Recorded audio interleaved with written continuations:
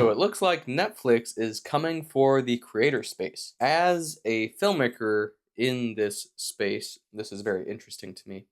But with the current state of the film industry that seems to be just in shambles, they really don't know what to do with themselves. They're making crazy deals, like with Ryan Coogler's Sinners. Within 25 years, he can regain the rights back to his film, which is like unheard of. And so this is how desperate studios are to pull in good talent, to secure just a little bit of money.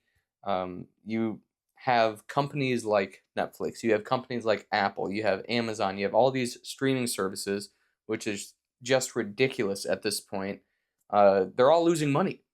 Apple continuously takes an L on their content, even though Severance is one of the biggest hits. So despite big hits, they still aren't making back what they are producing all this content for. And so Netflix and all the other streamers decided to wreak havoc on the industry, came in as disruptors, disrupted everything to the point of it not being profitable, and now they're looking, where else can we go? And so Netflix is considering taking on the creator space because it realizes that YouTube is the biggest streaming platform in the game. And so Netflix is making this push into the creator space because, as Variety reports, YouTube is now surpassing on watching on TV more than mobile or desktop. So Netflix sees this now as one of their main competitors versus any other streaming platform, and now it's looking into the creator space. And so I want to read to you a article by The Hollywood Reporter that says this. Before we jump into that, my name is Chris Mack, and my channel exists to explore the intersection of faith and film, where I show my own work and discuss how you can glorify God with your own films. If you're new to the channel, please consider liking and subscribing. I'd appreciate it as my channel grows. This article is headlined, Netflix Sees Potential for Video Podcasts, More Creator Content on Platform, and is written by Caitlin Hudson. Podcasting creators could find a new home on Netflix. On the streaming giant's first quarter earnings call Thursday, co-CEO Ted Sarandos said the company is constantly looking at all different types of content and content creators to feature on the platform. The company already produces several of its own podcasts related to its shows or talent, which are currently widely available, but Sarandos said that some podcasts could find their way to airing on Netflix. Quote, as the popularity of video podcasts grow, I suspect you'll see some of them find their way to Netflix, Sarandos said in response to an analyst's question. Asked specifically about competition from YouTube, which has been the home of many video podcasts as well as other short-form content, Sarandos said Netflix is a welcoming place for creators, but positioned it as the best place for premium content as defined by fans. In that vein, he pointed to the success of Miss Rachel, a YouTube channel focusing on preschooler content, whose content the company has begun licensing, and the Kill Tony stand-up specials from comedian Tony Hinchcliffe as examples. I don't know Kill Tony. Later in the article, the question that's out there is it premium? Well, some of it is, and we believe we have the best monetization model on the planet for premium storytelling, Sarandos said. I think we could help those creators reach an audience. Our model can also support more ambitious efforts from them, unlike the kind of typical user-generated content models. That's kind of interesting. We're looking for the next generation of great creators, and we're looking everywhere. So they're not just in film schools, and certainly not just in Hollywood. Creators today have tools that were unimaginable a decade ago to tell stories, to reach audiences, Sarandos said. This is interesting, especially in light of the video I just released a little while ago about Vimeo kind of making a play for the creator space now too. It's very interesting that Netflix would go this route. I mean, as one comment said in under the article on Instagram, it's like these disruptors come in, they disrupt to the point that they make something no longer profitable, and then they just go on their path to decimating something else. And I think most of the people in the film industry are like, you know what? If we could just go back to the way things were, we would be happy. Especially when we were making films for smaller budgets that could still reach audiences, still make a profit, and still enjoy the theatrical experience of going to the movies. Like I know that going to the theater sucks right now. Like it's expensive, especially if you come rolling in with a family. Like it's just, basically sign up for a payment plan, which is kind of likely in today's world. But I do think this is an interesting opportunity for creators, especially ones who want to make feature length films. The problem, though, is the same problem that's been around is that the gatekeepers still exist.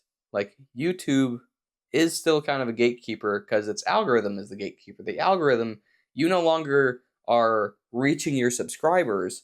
You are, as a consumer, fed an algorithm, and the algorithm's like, oh, you like this? You'll probably like this versus knowing what you're subscribed to is actually pulling up. Um, so YouTube still acts as a gatekeeper. Uh, I mean, you can't exactly go like, "Hey, let me pitch my movie to Netflix." Um, so it's not really going to make anything really that much more accessible unless they actually do some opening of the platform that creators can just individually upload things versus like being scouted by Netflix to hop platforms over to Netflix versus YouTube. And but at that point, it's like if your budgets are so small, like you say, Ted Sarandos, that you have the best uh, content out there, which is like spectacle wise, sure, but the Electric State, no one's talking about it, which is sad. Like I don't know how the Russo Bros are like doing this continually. Like they make one of the best, box office hits, and then continually just missing the mark. I don't get it. You say that you have the best pricing model and the best way to get monetized, but at the end of the day, like the house wins for all these companies, whether it's YouTube, whether it's Netflix, any other streaming service, the house is always winning. The interesting thing is Ryan Coogler's recent deal. The studios are so desperate that Ryan Coogler was able to make a deal that is, only a select few have this kind of deal that the rights to their films that they make go back to them at a certain point. And if this kind of trend continues, the shift in power from the studio to the creators could level things out, but it's hard to know how creators can still leverage and be successful and feed their families and take care of their future projects and their crews and their cast. Uh, it's hard to know what that will look like within the Netflix space. You know, that's the one thing that is hard about YouTube is like you don't get things like residuals. And in the age of streaming, you don't really get residuals. That was kind of like the big part of the strikes is figuring out those numbers, right?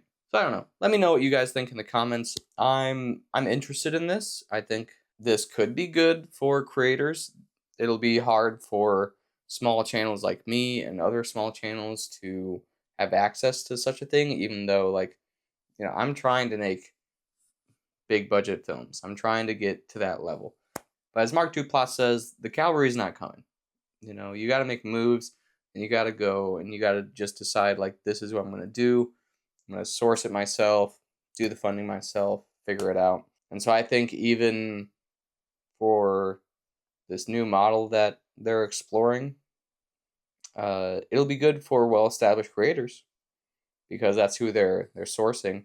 Uh, but it's still like a certain level of gatekeeping. I'm not even that far into my filmmaking career, but the desire for creator-owned material and you reaping the benefits of what you make, I think is just so important. I think that's an opportunity that YouTube provides a little bit better than Netflix. But we'll see. Maybe they do something really cool with monetization, and then maybe Vimeo pops off. I mean, like Dropout as a channel, pretty cool system. So this is just kind of like the ever evolving film industry, ever changing industry now, post all the COVID stuff, post all of the strikes, and post the streaming wars, and now we're kind of in this weird limbo place where blockbusters aren't making money, and we're seeing smaller creators and less turnout at the movies. Uh, but yet, you talk to anyone and everyone is wasting their nights on Netflix. Everyone's wasting their nights on streaming services. So how is anyone making money? I don't know. I just wanted to give you guys that update. I wanted you to uh, hear some of my thoughts, kind of just rants. Sorry, but let me know your thoughts in the comments. Let's dialogue about this. Let's chat, and if you see potential in this, let me know.